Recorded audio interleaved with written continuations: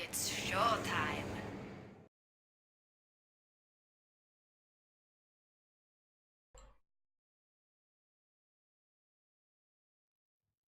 Okay guys, welcome back to the STPL. My name is Kix, joining me is Rapid, and we're about to head into game number 3 between FBW and Media. That's right. I'm really excited for this series as a whole because not only does it include 4 games, one of which is Spouse playing, that'll be the one coming up next, but also, we get a chance to see kind of the new versus the old as far as players go. And even though Media might have, been a team way back in the day, currently they're actually down 0-2 against FBW. So I'm excited to see if they can pull it back and take us to that game number 4, Kicks. Yeah, and Faust actually said something cool in chat. Can the new boys club beat the old boys club? I mean, that'll be kind of cool nice to see. Meme. But just to quickly introduce our players here, Hirmu has lost both of his games. He did play both games on Plasma though, and they did go incredibly long. So he has played a lot of CVP already. He's currently 2 for 3 against Protoss in the SCPL so far. So Plasma Games skewing his stats just a little bit, but here he is on Katrina SE for his team, and he's going to be up against Future, who is currently 3 for 2 against Zerg. Now Future is 1 for 1 this round as well, but it should be kind of cool to see them both move on to Katrina. Yeah, I would almost by default guess that Future's streaming right now, because he actually does stream a whole ton, but I don't think he actually is. So yeah, super cool to get a chance to watch him play versus Hirmu, and we'll see if, like I said, Media can pull it back. I just want to see the game, so let's go ahead and get into it, Kix. Yep, it's FBW's Hirmu versus Media's Future. Let's get started.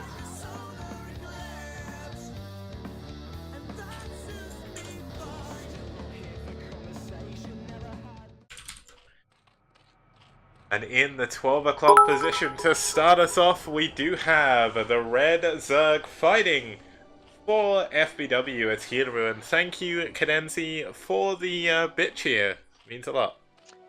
It's clearly Cadenzi's biggest fan, just trying to show how Hirmu. Okay. But yeah, his opponent down here in the 6 o'clock is Future in the blue, fighting for Media. Alright, well, way to just introduce both players there, Kix. I thought I had a job. My bad. No worries. This is going to be pretty cool. They're spawning across locations. It doesn't quite mean as much on Katrina as it does on maybe some other maps, but I'm actually excited. And as long as we don't see, a proxy hatch or something like the Zerg equivalent to a BBS, this will be a game that looks much different than the last one, which should be a pretty good one.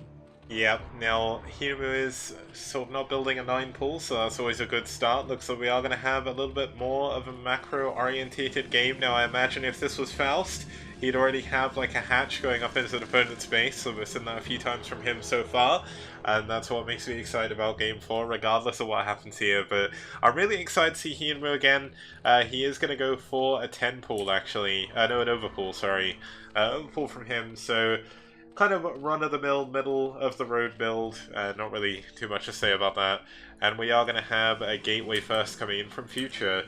And interestingly, he's not actually building his gates in a wallable position, because he's going for 2 gate. That's right. So we are still going to play this one very aggressively. It's forward 2 gates, right above the ram. Waiting to see, okay, it's the Overlord obviously is scouting the incorrect way, so the drone should come out and see exactly what's is out there, but theoretically this is the slowest possible way to get this information, and obviously against 2 gate you kind of want to know that's coming as quickly as possible, but it's not like he went for a 12 hatch or 2 hatch before pool or anything like super crazy like that, so we will have Zerglings out in time. He's only actually morphing 1 egg into the Zerglings, so okay, there's the second one. I was worried he was just going to try to cheat out with only 2 lings. Yeah, that's always worrying when you see that. He is going to add on another drone though, just to be a little bit more economically focused. Now it's going to be a long time before these zealots get across the map. Hirmu scouts them as they spawn, so he is going to know what's coming his way. He's not going to have to go back in and scout even more. Now I kind of feel like it'd be good to keep the drone in there just to harass the pylon for a bit, but it looks like he is just going to send it back to mine, as he's going to need as many minerals as possible. Now, are we going to see him throw down a couple of creep colonies, or is he going to try and hold this the old-fashioned way with nothing but lings? That's obviously going to be the next big step in this game for Hirmu. Every time I see a Zerg try to do that and lose, I'm like, okay, that was a little bit ambitious. You were trying to do the good play, but I don't know. I just think that Sunkens are super. I never feel bad when I build a Sunken and then hold something.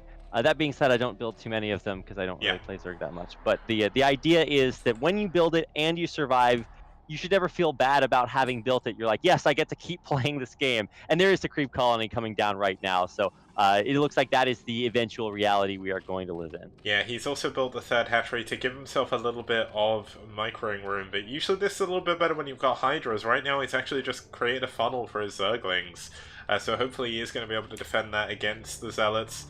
He's doing a really good job keeping his Zerglings in the way of the lava as well to allow his drones to morph and allow his Sunken to come up, but this is going to be a lot of Zealots on the way here. There's going to be about 7 at Hirmu's base by the time he tries to push in, and it looks like Future's just waiting for the right time to make his move. Yeah, this is going to be like that one big attack. A lot of times you'll see Protoss players try to like get in with the first couple of Zealots, maybe run one behind the mineral line, but you actually can't do that on Katrina, so it's not like there's too many good places to put them there. You can try to like wedge them between maybe the power generator and some, you'll get some surface area or lack of surface area that way. But Future's not going to do that. He's just going to wait for, like you said, like 7 Zealots or something, and then run in and try to really just murder everything. I mean, I don't know in what position you want to build like more than one Sunken, but this is starting to get scarier and scarier. Yeah, when more and more Zealots come in, Hirmu is going to be forcing more and more links. He's actually going to add on a Hydralisk Den at the front to help wall this off as well. So using this power generator as part of this wall going to be very, very good for him. He is playing a little bit on a knife edge. He's seen that there's no second Nexus. He's about to see that there's going to be a Stargate coming in, so Future is going to transition out of this, but is he going to need to? It looks like these Zealots going to move in right now, and is Hirmu going to have enough to defend against this? Oh, wow. All on top of that Sunken. It's going to go down so quickly. He was actually saving up a bunch of larvae there as well, but now finally having to morph all of that. The Sunken falls. The drones are pulled off the line, and Future is going to kill so many of them. Oh my god, the carnage. Yeah, this is so much damage done by Future already. Hirmu has very few drones in the top left position. Looks like he was holding out for Hydralisk, but didn't hold out long enough. His hero never came, and GG! Hirmu's taken down by Future to keep Media's hopes alive in the series as he takes it 2-1. No, that was... Wow, that was really impressive. I'm glad that he did hold on there just barely up until the very end.